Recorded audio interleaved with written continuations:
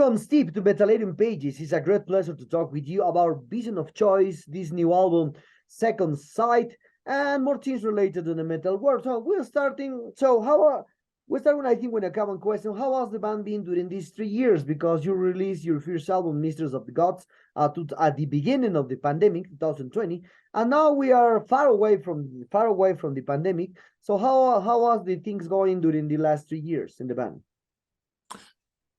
Well, yes, we released our first album in February 2020. That was shortly before the pandemic grew worse. And yes, and then in April, we realized that the sales of the album suddenly went down, bam, because everyone's only thinking about the Corona and this shitty thing.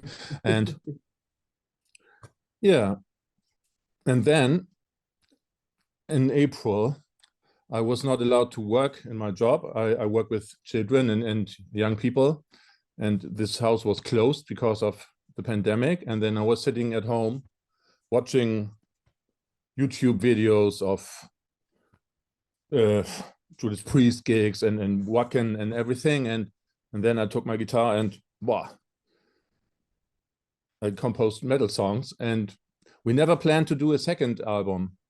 So I asked Lucas, our singer, shall we do a second album? Okay, let's do it. And then the result was released in February 23 now. So okay. So into this aspect, who came with the idea to create Vision of Choice? Because as a few seconds ago, you told me that this album never, the band has never told about us to record the second album. But now here we are. We have a second album from Vision of Choice. So in the beginning, how was the composition, or who came with the idea to create Vision of Choice? With the heavy metal stuff, with the classic heavy metal stuff from Germany. Well, that's basically my idea, my project. I planned for many years. I planned to record a pure metal album. I was in bands who played some hard rock stuff or melodic rock, and I'm a metal fan since I was 17 years old, and I always wanted to do that. And in 2013, I began recording a metal album. First, I tried to sing it myself. Well, good for the word that I didn't, but so I laid it beside, and it almost was not finished. But in 2018, I visited a festival in Hanover, and I saw a band called Epilerium, and the singer, Lucas Ramos. I was thunderstruck. Oh, this guy has the voice. I was always looking for my metal project. I have to ask him. And then after the gig, I went backstage and I said, man, you're such a great singer. And without asking, he said, yes, oh, thank you. And I'm always open for projects. I said, what, really? Okay, I send you some tomorrow. And he liked the songs, and the rest is history. Okay, nice. Well, you said that this album never was playing about to release, to record. So into this album, how many difference exists compared to the previous one? Because the previous one was thinking in the first time, but this one, no. The difference was that the songs from the first album were written, the oldest song was from 91 or so, and there was really a time span of 30 years, the songs from the first album. And the songs from the second side are always, everything is recorded. 8 songs were recorded from April to July 2020, when we decided to do a second album. And I think it's got a better flow. It's more coherent, because everything I composed then, I knew what Lucas could do with his voice. And I had composing the song, I had this always in my mind. And Yes, the first one was basically my solo album with Lucas, and we called it Vision of Choice. But this one, I composed the song, I played them to him and said, oh, here are the lyrics, do what you feel like. And he has a producer, Robert Reichert, and they worked on the lyrics in southern Germany. And I gave him free hand with the choirs and the harmonies, and more than 90% of the vocal tracks he sent me, you can hear them on the album. This album is really a group effort, you know. This is really more in a band than the first album, and I like it very much. Okay, well, you told me that you have this like the back in your head or in your phone in the way to see the music, that you want to create this Vision of Choice as a heavy metal band since the beginning. But how who came with the idea? Well, I know that you came with the idea to create Vision of Choice, but what are the biggest motivation to create a heavy metal band when you are more related in your personal projects, like an album with expected errors, you are more progressive rock, you and a different kind of style. So who motivated to do a metal stuff? Well, I wanted to record an album I love to hear myself, because I told you I'm a metal fan since I heard Number of the Beast from Iron Maiden when I was 17, and 1 year later I bought Dio's Holy Diver, and this is my absolutely favorite music. It's in my heart, in my soul. Of course, I play many other styles of music, but this one, we don't have to think about what we're doing, because we just pick the guitar and create some music we all like and love. It's natural. It's the most natural music I can do. And yes, we want to it's music from fans for fans, because we wanted, you know, I have to talk about my past. I was in bands, and when I thought about it, I would not buy the record we are recording myself, and that's not right, because I wanted to record albums I would buy myself, and this is the two Vision of Choice albums, I think. Okay, well, one and another, and talking about the aspects. So now, well, many things when it's not expected, not thinking, always has a great representation of the music and the art in general. That's this new album is a great example. Vision of Choice with this new album is a good way to hear heavy metal, stronger, good vibes, textures, etc. So, how do you many difference encounter with a heavy metal band compared to the now there is a lot of bands existing in heavy metal compared to the 80s and 70s, when the 70s and 80s are more new, the heavy metal at that time? Well, I'm not sure if I understood the question correctly, but okay. So how many difference do you find now with the heavy metal today with the past bands, with the old bands? In general, the every metal band existing now, the difference, because yes, I think it's all very technical today, and it's more complicated sometimes, and I don't know when it began in the late 80s. When I was a metal fan at first, there was only metal. We heard Judas Priest, we heard Maiden, we heard Saxon, then came Metallica and Slayer, and it was still all metal. I think the industry needed some drawers to put in. This is thrash, this is death, this is extreme, this is prog metal, and so everyone is put into a drawer now. And I think in my heart it's everything's metal.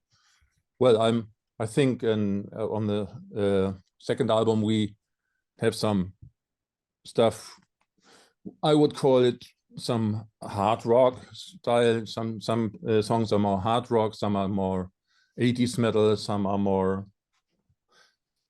a little piece of what's called it power metal today. And I don't know, it's all metal, it's in my heart. And I repeat myself constantly, sorry for that, but okay, don't worry. I always consider rock, that rock or metal music is the music of people that may age but keep the spirit young all the time. So I listen to the latest records from the classic bands, and then after decades, many of them manage to keep the energy even into the last record. So, but to be realistic, nothing lasts forever. So, in your opinion, what do you think is going to happen when most classic bands that can perform at the stadiums will be retired? So, do you think that there are younger bands that carry away the torch in that aspect? Perhaps Vision of Choice has leading by that way. Well, this is something I talk to my buddy all the time. As you might see this T-shirt, Sweden Rock Festival. Okay. I go there every year, and the headliners are some Priest or Ozzy or Aerosmith or Iron Maiden, and well, some days in the future, not too soon, I hope, they are retiring or dying, maybe. That's awful, but that's nature. And I don't see bands. Well, there are thousands of bands who are good enough to be superstars, but I think the industry and streaming and everything is not set up for bands to become that big anymore. There are not. When I was in the 90s, there was Headbangers Ball on MTV, and when you were there, you made it, and you became famous. And now there are thousands of YouTube channels and blogs and everything, and maybe you have to look for new young bands, and there is something to discover you really love, but they can't make it big because there are not so many magazines anymore. I don't read metal magazines since my favorite magazine quit. So I don't know. How do I find new bands? With luck on YouTube or I don't know, on Facebook. So there's not the problem that there are no new bands. I think the industry and the nature of streaming and radio is all fucked up now because, yes, I think when big bands have some opener on a tour, that's maybe a chance for younger bands to become more famous now. But yeah, you know, I never thought about. We are talking about this problem because all the big festivals, especially Sweden Rock, depend on the bands who made it big in the 80s and 90s, and when they are not there anymore, I don't know about the future. I don't know. Okay, so the music industry, as you told, changed in a lot of ways through the decades, so especially for the classic bands from the 70s, 80s, and 90s, and they haven't seen a huge changes with this 40, 50, or 30 years of existence. But even for young bands like Vision of Choice, you may experience changes in these 5 years because the music industry changed with than more faster or faster than the previous years.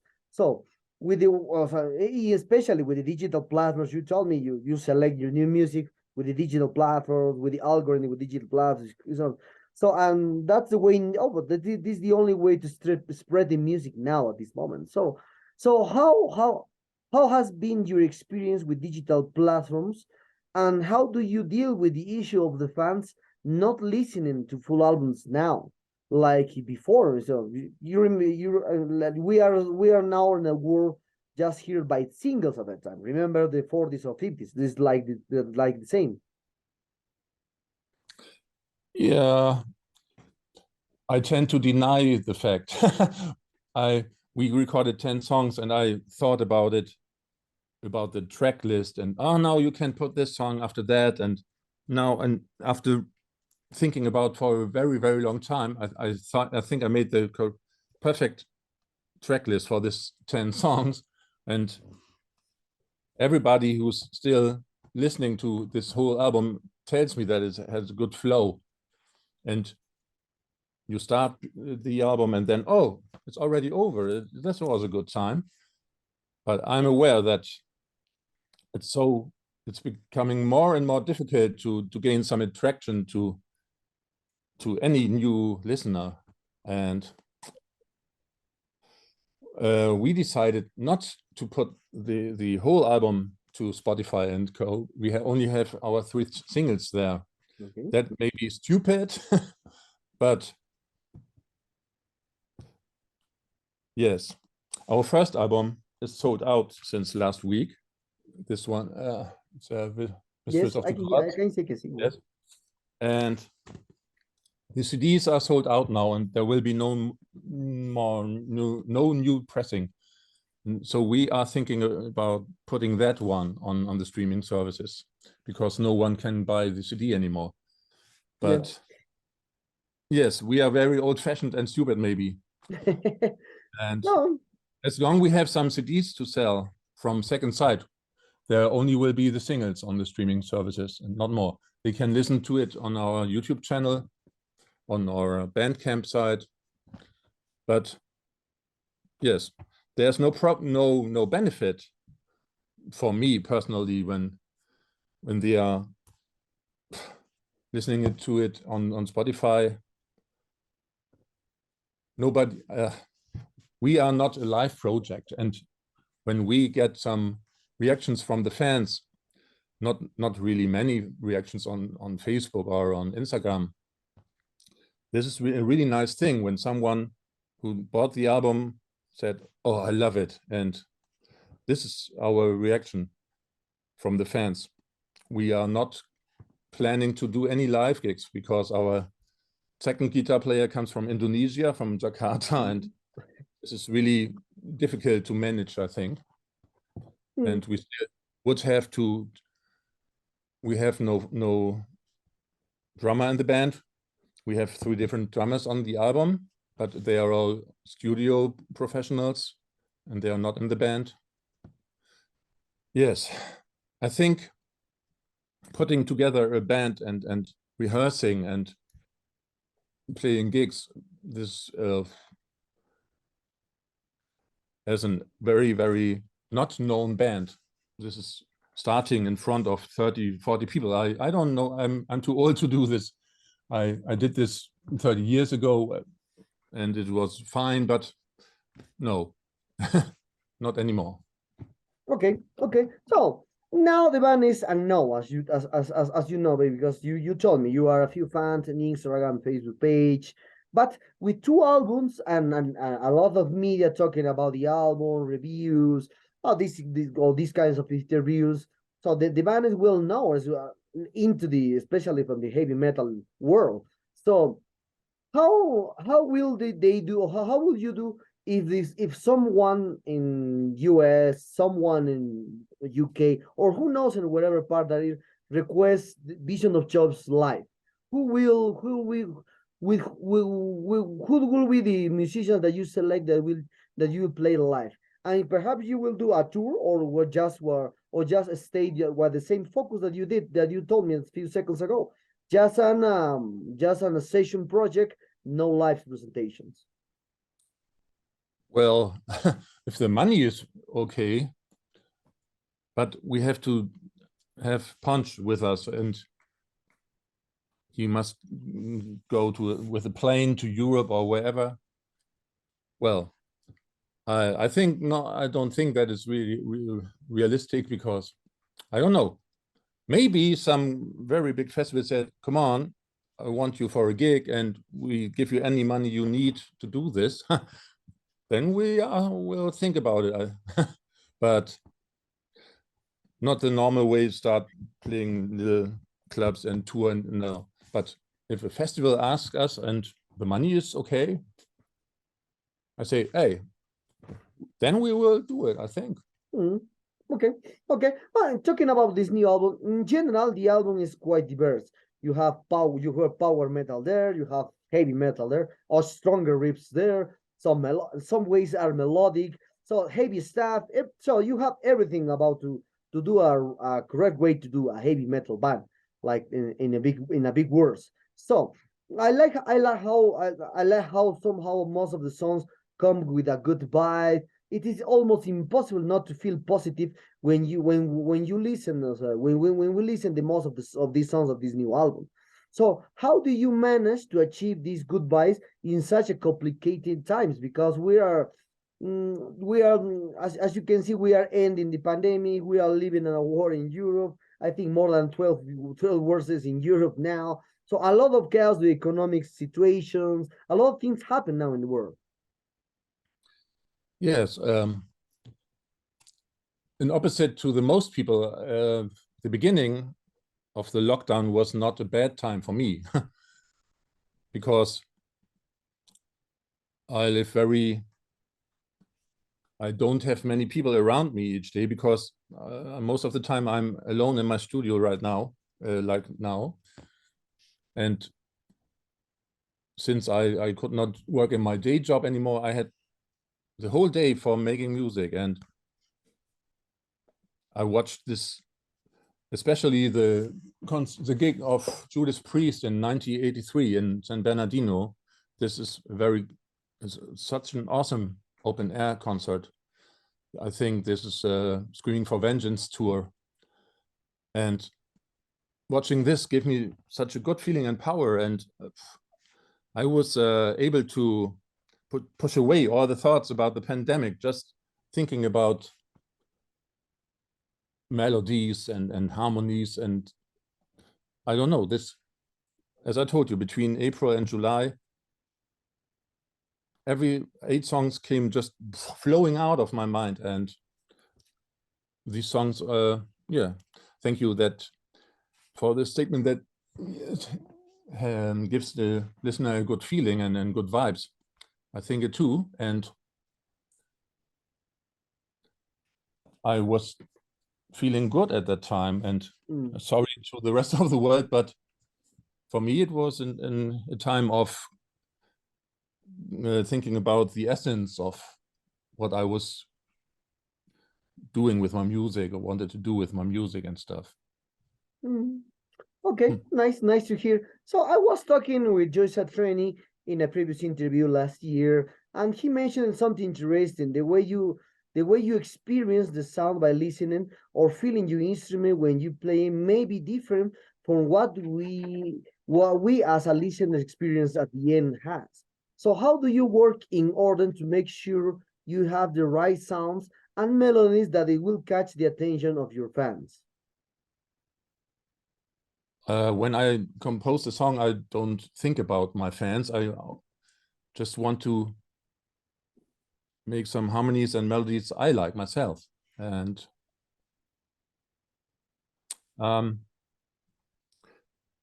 this is really funny, because I imagined myself standing in front of a stage where Vision of Choice is playing, and then I heard the songs, and then I said to myself, oh, after the second chorus, this is a boring piece of music, so I cut it out. And then I imagined myself seeing Vision of Choice live. And when I felt, oh, this would be a nice concert, then I think the song was ready. So this is something weird in my head sometimes. Okay, we are very close in this interview, Steve. And for this album, what are the future plans that the band has for this new album? Perhaps you will do videos. Perhaps you will record a new album. You told me that you will not do a tour for the moment, but perhaps you will some proposal at this moment to do some gigs. Who knows? Well, the plans are we did a performance video, a very no budget video for Eyes of Freedom. You can watch it on the Fan Sound YouTube channel. And for this year, I think we are not going to do anything with new Vision of Choice music, because I play the lead guitar in a Swedish band called Krilloan. We are starting the second album soon. Then our singer Lucas is recording the first album for Rigorious. I don't know his how to pronounce it correctly. Our Punch in Jakarta is recording a new solo instrumental album. So everyone's very busy this year. But I remember the time after Mistress, we never planned to do a second album. So now we do not plan to do a third album, but we don't say never. Never say never. Yes. So you tell me one thing that you play with Krilloan, because next question will go to this. So it's a curious thing, because Vision of Choice are a heavy metal with power metal stuff into there, and Krilloan is a power metal with heavy metal stuff. Do you have perhaps do you have afraid to repeat by yourself in both projects, because are similar in the same style, because power heavy metal it's like the same vein to do the music? Repeating ourselves is really an awful thing, but Klaas is thinking very power metal. He wrote all the songs for Krilloan, and I'm just a guitar player. And I think in the solos there you may listen some old heavy metal influences in the solo work for Krilloan, but yeah, maybe I will write 1 or 2 songs for the next Krilloan album if Klaas likes the songs. I will send him soon. Maybe. I wrote some 2 or 3 songs I would call power metal, but he's the boss of Krilloan, and if he likes them, maybe they will be on that album. And if you don't like them, maybe this will be on the next Vision of Choice album. I don't know. Okay. Maybe. Okay, nice. Other aspects about the Mistress of the Gods and the Second Light is that these both albums was released by yourselves independently without labels. So why do you decide to do these both albums independently, about under umbrella of a big label? Because the music for us in Mitral area has the potential to sign with a bigger label. So I think you received some proposals to release the album in vinyl, tape, etc. So why do you decide to do by yourself everything? Well, with Mistress, it was really a decision from us to do it ourselves. And in fact, we sent second side to some labels, to some smaller record labels, and they don't. One label said, okay, I like it, but the business is so bad, I don't want to sign a new band now.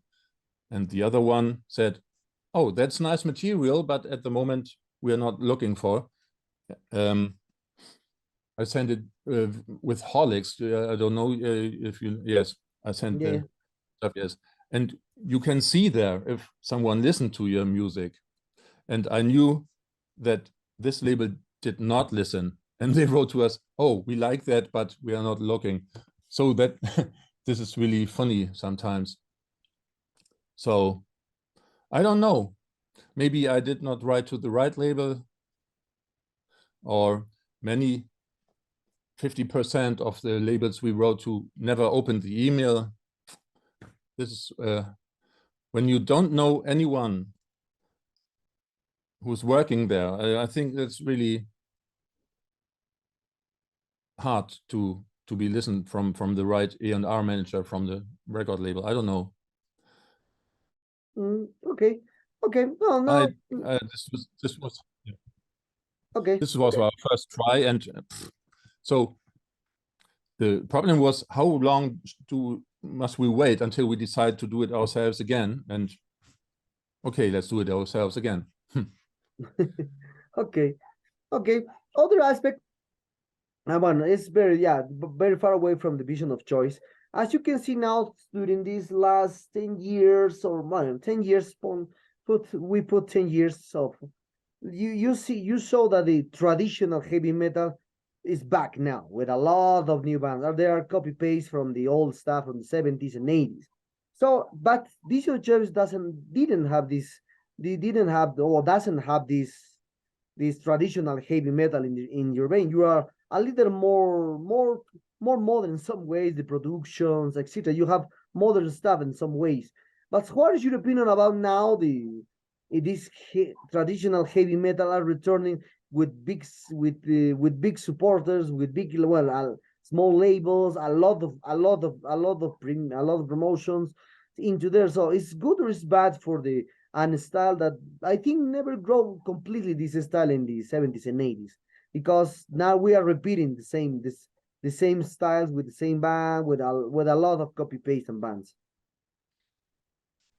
Well, the problem of some industry is when they see, this one sells, let's sign 10 more of this kind of bands, and then the market is stuck again, like in the 80s with the hair metal. I remember the hair metal before, and the years before Nirvana came, there were hundreds or 1,000 bands looking like Poison or Pretty Boy Floyd, and that was the same when Metallica became famous. There were 50, 100 more bands sounding like Metallica, and because the labels thought that, oh, this sells, let's sign a Metallica copy. And yes, but basically it's a good thing that traditional metal is becoming bigger again, because I like this stuff. And there are two festivals in Germany, Keep It True and forgot the second name, which are very cult festival, because when Keep It True is sold out on the first day of when the tickets come out, and there's no chance for us in North Germany to get there. But yes, I am a fan of old traditional heavy metal, but I like the newer stuff too, and it's all good when there are many bands. But yeah, I forgot what the question was now, but yeah. Okay, don't worry. Well, one thing that you said that is true. The metal is being big now. It's more labels, more bands, more production. Even the labels like Sony Music, Warner Bros. Are contract or are by the labels like Nuclear Blast, Century Media, and Say It Out. Then this is independent labels. They're bigger in the metal world, but now belongs to the more biggest labels in the world. So now that's true. But can we say that the metal of this year has their own personality, or perhaps we are still reviving the cyclic time, the 70s, 80s, or 90s?